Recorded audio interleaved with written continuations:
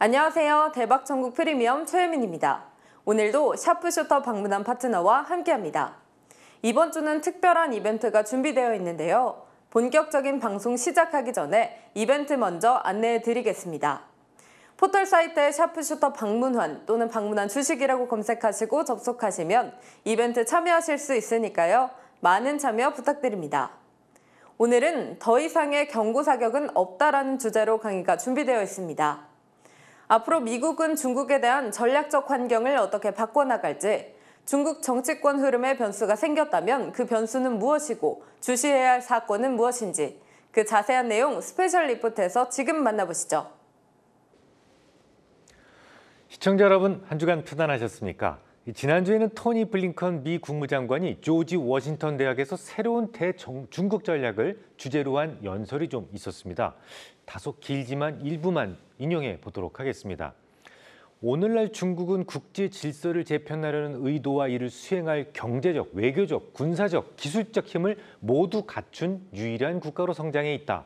중국은 오늘날 미국이 역사상 가진 어떤 것보다 복잡하고 중요한 관계의 하나가 되어가고 있다. 하지만 베이징의 비전은 지난 75년간 세계의 많은 발전을 지탱해왔던 보편적 가치를 파괴하고 있다.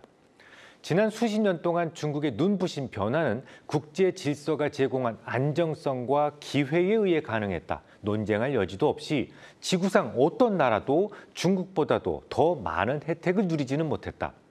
하지만 중국은 이러한 성공을 가능하게 한 국제적 합의와 원칙을 지키고 강화하려 하지 않고 오히려 이를 훼손하고 있다.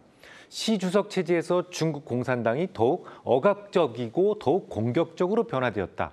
물론 미국은 지금 중국과의 충돌이나 혹은 신냉전을 추구하자는 것이 아니다. 반대로 이 두 가지 모두를 피하기로 결정했다. 또한 주요 강대국으로서 중국의 역할을 봉쇄하거나 중단시키려는 것도 아니고 중국의 경제 성장을 막거나 정치 시스템을 바꾸려는 것도 아니다. 심지어 대만에 대한 우리의 정책도 변한 것이 전혀 없다.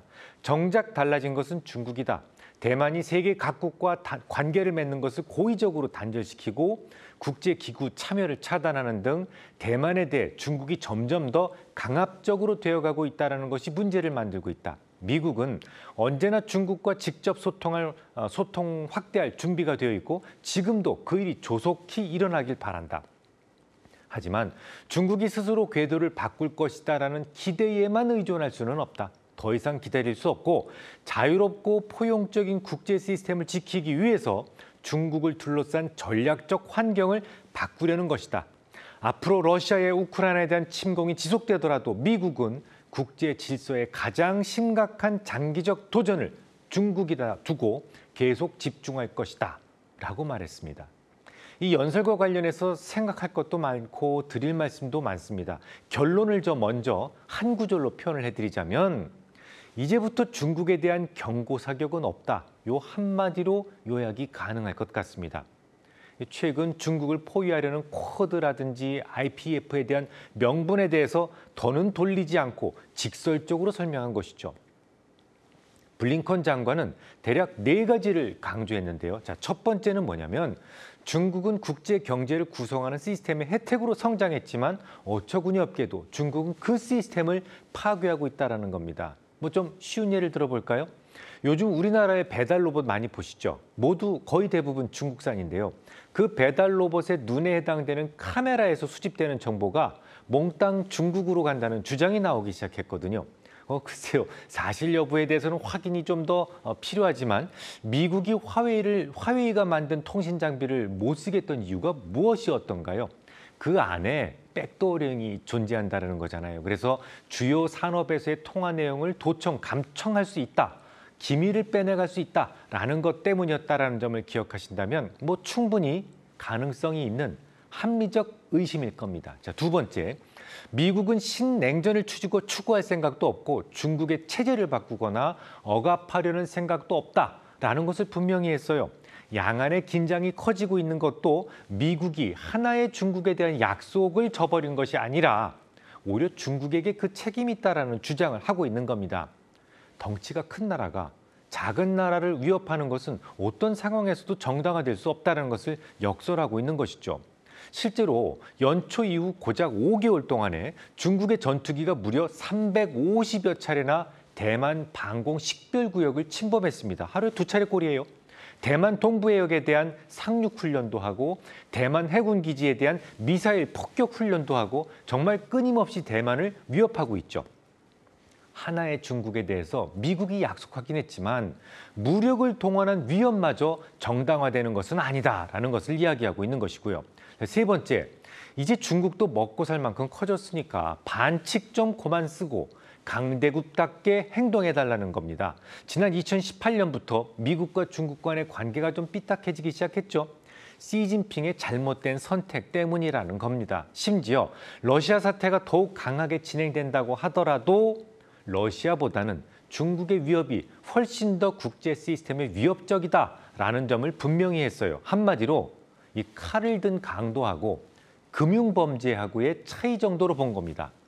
강도는 한두 명의 목숨을 위협하지만 전체 사회 시스템을 붕괴시키지는 않잖아요. 하지만 이 금융범죄는 겉으로는 멀쩡해 보입니다. 하지만 훨씬 더 많은 피해를 가져올 수 있거든요. 네 번째, 중국에 대한 미국의 전략이 이제부터는 완전히 바뀌게 될 것이다라는 것을 경고하고 있어요. 이 부분이 가장 중요합니다. 그리고 오늘 칼럼의 핵심입니다. 워낙 중요하고 또 좀 무서운 발언이기에 다시 한번 인용해 보겠습니다. 하지만 중국이 스스로 궤도를 바꿀 것이다라는 기대에만 의존할 수 없다라는 겁니다. 더 이상 기다릴 수 없으니 자유롭고 포용적인 국제 시스템을 지키기 위해서 중국을 둘러싼 전략적 환경을 바꾸려는 것이다 라고 했어요. 이게 무슨 말일까요?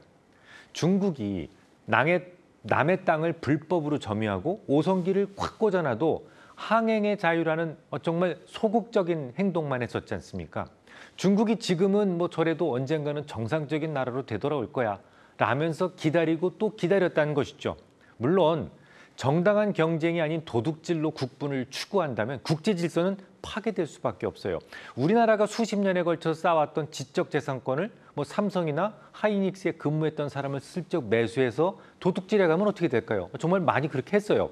그들은 달랑 몇 년 안에 우리 걸 다 본따 만들 수 있습니다. 인건비가 싸니까 우리보다 더 싸게 만들 수도 있고, 그럼 우리나라는 반도체 산업이 참 큰데 그냥 고사해버릴 수도 있어요. 우리나라 같은 큰 경제가 무너지면 어떻게 될까요? 국제적으로도 정말 커다란 위협이 될 수도 있습니다. 이게 위험하다는 거죠. 아무튼 미국 국무장관의 발언은 중국의 국제 질서 파괴 행위에 대해서 더는 좌시하지 않겠다. 이제부터는 실질적 액션에 들어가겠다라고 경고하는 겁니다. 그럼 그게 뭘까요? 미국은 앞으로 어떤 행동을 구체적으로 하겠다는 걸까요? 전쟁? 그건 아니고요. 역시 그의 발언으로부터 힌트를 얻을 수 있는데요. 중국을 둘러싼 전략적 환경을 바꾸겠다라고 했어요. 조금 쉽게 예를 들어볼까요? 인도 아시죠? 이 쿼드를 구성하고 있는 4개의 국가 중에 하나인데요. 5월 21일 날 뜬금없는 발표를 합니다. 철광석과 펠릿을 포함한 8개 철강 품목에 대해서 큰 폭의 수출 관세 인상 계획을 발표를 했습니다. 뭐 열연, 냉연, 합금, 비합금, 평강 제품 물론이고 탄소강, 스테인리스강, 뭐 봉, 그리고 앵글, 코일 이런 대부분의 철강 제품에 대해서는 수출 관세를 15% 부과하기로 결정을 했습니다. 그런데 말이죠. 유독 철광석에 대해서는 그 등급에 관계없이 50%의 무거운 관세가 부과됩니다. 펠릿에 대해서도 45%의 높은 수출 관세 장벽이 새롭게 생겼는데요. 이건 뭐 철광석과 펠릿은 수출하지 않겠다라는 것이나 다름이 없겠습니다. 그럼 이게 뭘 의미할까요? 말로는 뭐 인도 정부가 자국 내 인플레이션을 억제하고 철강 가격을 통제하겠다 뭐 그런 의미라고는 하지만 정말 그럴까요? 뭐 물론 그런 의미도 가지고 있겠지만 지난해 기준으로서 인도가 1,500만 톤 이상의 철광석을 수출을 했어요. 1,100만 톤이 넘는 펠릿을 수출했는데 이걸 누가 가져갔느냐? 이 중 중국이 가져간 물량이 전체의 80% 이상입니다. 그러면 이 2개 품목에 대해서만 유독 50%와 45%의 높은 관세를 적용시켰다. 이게 누가 봐도 중국을 겨냥한 것이다 라고 봐야 됩니다. 중국은 철광석에 대해서 약자입니다. 지금까지 어디서 들여왔죠? 호주, 인도, 우크라이나 이쪽에서 많이 가져다 썼는데요. 호주에 대해서는 뭐 집신에 붙은 껌딱지라면서 스스로 발로 차버렸죠. 인도는 이제 수입이 갑갑해졌습니다. 우크라이나사는 당분간 조달이 쉽지가 않아요. 뿐만 아니라 중국에 있는 제조업을 다른 나라로 분산시키려는 시도도 하고 있죠. 리쇼어링, 가장 대표적인 회사로 애플을 들 수 있습니다. 팀 쿡 애플 CEO가 스티브 잡스로부터 전권을 이용받고 나서 가장 크게 부각되었던 일이 뭐였을까요? 모든 생산 공정을 중국으로 이전한 거였어요. 과거 잡스 시절에는 부품에 대해서만 이렇게 아웃소싱을 했고 가져와서 조립은 미국 내에서 했었는데요. 그마저도 중국으로 이전해서 비용은 더 감소시키고 애플의 이익을 크게 늘릴 수 있었죠. 상하이에는 아이폰과 아이패드, 맥북, 에어팟 같은 정말 그 애플의 중요한 그런 생산 기지들이 몰려 있어요. 맥북 같은 경우 광다 컴퓨터 샹하이 공장에서 만들고요. 장수성 쿤산시에서는 아이폰과 관련된 다양한 애플 제품들을 조립하는 대만의 폭스콘 아시죠? 이 공장이 2개나 있습니다. 그리고 여러분들 쓰시고 전 세계에 공급되는 아이폰 대부분은 허난성 정저우에서 만들죠. 그런데 그랬던 애플이 그동안 해왔던 중국과의 협력 체제를 포기하기 시작했습니다. 생산 거점의 중심축을 베트남, 인도 등으로 옮겨갈 것이다 라는 전망이 나오기 시작을 했어요. 홍콩 매체죠. 사우스 차이나 모닝 포스트에서는 뭐라고 얘기를 했냐면 애플은 이미 중국 의존도를 줄이는 것을 고려하고 있었는데 최근 봉쇄로 인해서 이런 흐름이 더욱 가속화됐다. 중국 내 일부 생산 시설을 다른 곳으로 이전하는 것은 이제는 제한 단계를 넘어서서 액션의 단계가 됐다라고 보도하고 있습니다. 한마디로 마음은 이미 떠나 있었는데 상하이 봉쇄가 더더욱 행동하게 만들었다라는 건데요. 그런데 말이죠. 이게 말이 좀 안 되죠. 아무렴 애플이 정말 한 번 실수했다고 해서 짐을 쌌다. 이런 말이 안 되는 겁니다. 상도덕이 어긋나는 거죠. 락다운이 그냥 트리거가 되었을 뿐이고 지금까지 너무도 많은 여러 가지가 누적되면서 이미 정례미가 떨어져 있었던 거죠. 하나의 예를 더 추가하자면 오는 6월부터 애플의 아이폰 14가 이렇게 제작이 되죠. 그때 적용될 6.1인치 OLED 패널에 대해서 약 5천만 장을 BOE, 중국 기업이죠. BOE에서 생산할 계획을 가지고 있었습니다. 비록 계약 규모는 별로 되진 않아요. 한 100억 정도 되는데 우리나라 돈으로. 하지만 전체 아이폰 14 디스플레이 패널 공급량의 25% 수준입니다. 많다는 얘기죠. 문제는 지난 2월이었죠. BOE가 애플에는 통보하지도 않고 무단으로 방막 트랜지스터, TFT라고 그러죠. 회로에 대해서 배선 설계를 쥐들 맘대로 변경을 한 겁니다. 물론 개선을 위해서 회로 변경할 수 있어요. 왜 못하겠습니까? 하지만 그게 납품자가 선택할 문제는 아닙니다. 그래도 BOE는 대기업이잖아요.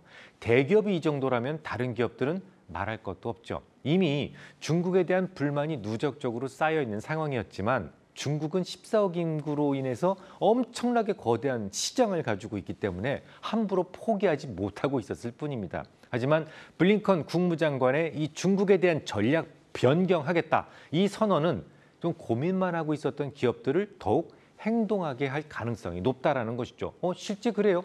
지금 미국과 유럽의 주중 상공회의소에서 뭐라고 얘기를 하고 있냐면 최근 중국 철수를 검토하는 자국 기업들이 계속 늘어나고 있어요라고 경고를 시작했거든요. 당연히 위험에 민감한 돈들 역시 조금 분주해지기 시작했는데요.